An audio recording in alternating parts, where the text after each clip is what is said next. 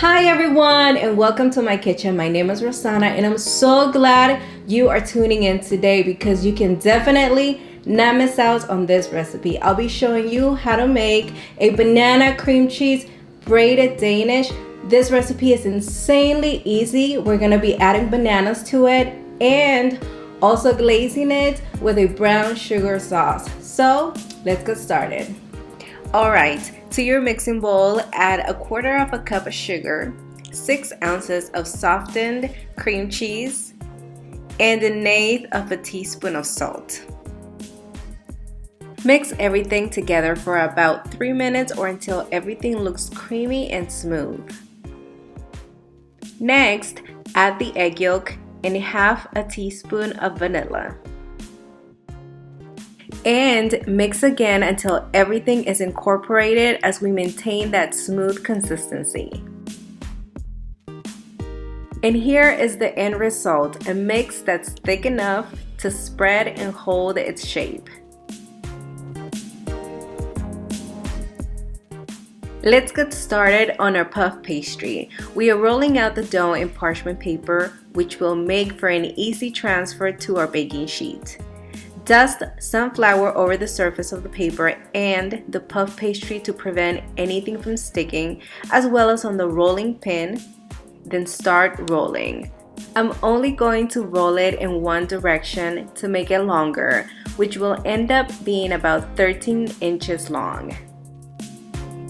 Leave about an inch of space on each end or opposite side. Then cut the corners off. The excess dough you're cutting will look triangular and the dough we're using should end up with a flap. Proceed and cut strips in an angle along the side and stop at about an inch away from the middle. Continue to do this until you reach the bottom and create another flap by cutting excess dough. Now do the same on the other side. Cut the same amount of strips and make sure they're somewhat uniform in size and about the same distance across. Add the cream cheese to the center and spread evenly and carefully. Right after that, arrange your bananas carefully and with patience. Once that's complete, it's time to braid. This part is so easy, so do not be intimidated. First, add egg wash to the end of the strips, which will serve as glue. Just combine an egg and a tablespoon of water and mix well, then brush where it's needed. Second, take the flap and fold over in order to wrap the end and secure the shape.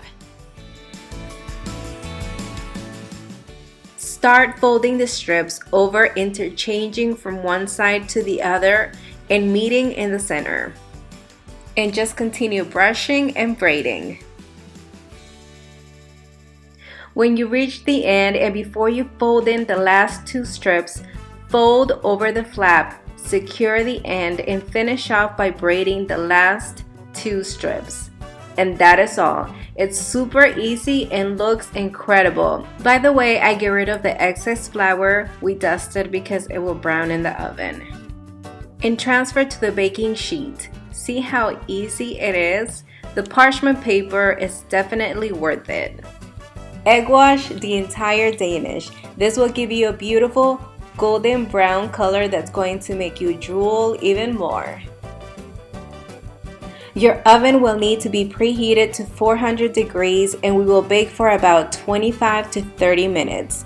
Every oven is different, so check for a beautiful golden brown color and the puff pastry to puff and turn flaky. Let it cool. Meanwhile, let's get started on our glaze. In a saucepan and at a medium heat, add 1/4 cup of heavy cream, 1/2 teaspoon of vanilla, 1/2 cup of brown sugar, and a tablespoon of butter. Let it come to a boil where bubbles will start to form and let it reduce for about 2 minutes. Then turn off the heat and let it reach a warm temperature. This will help it thicken a bit more. Once warm, drizzle over your Danish. You may like a generous portion of glaze, or maybe not. If you do, a full sauce recipe should work well for you since it provides you with a generous portion. If not, make half the recipe and enjoy as well. You definitely have options. Which reminds me, the full recipe will be down in the description area for your convenience.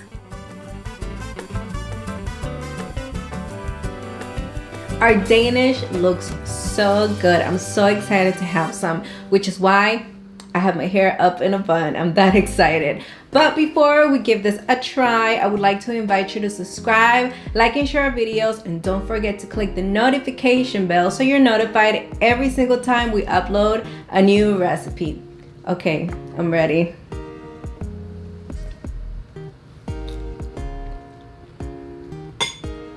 Wow. It tastes like a cheesecake wrapped in a croissant, so buttery and creamy, and then those bananas put together with a brown sugar sauce kind of reminds me of a banana foster. All put together, this is incredible. Okay guys, we reached the end of the video. I hope you enjoyed it. Remember, you can follow us on Facebook and Instagram. Thank you so much for watching and have a wonderful rest of your day.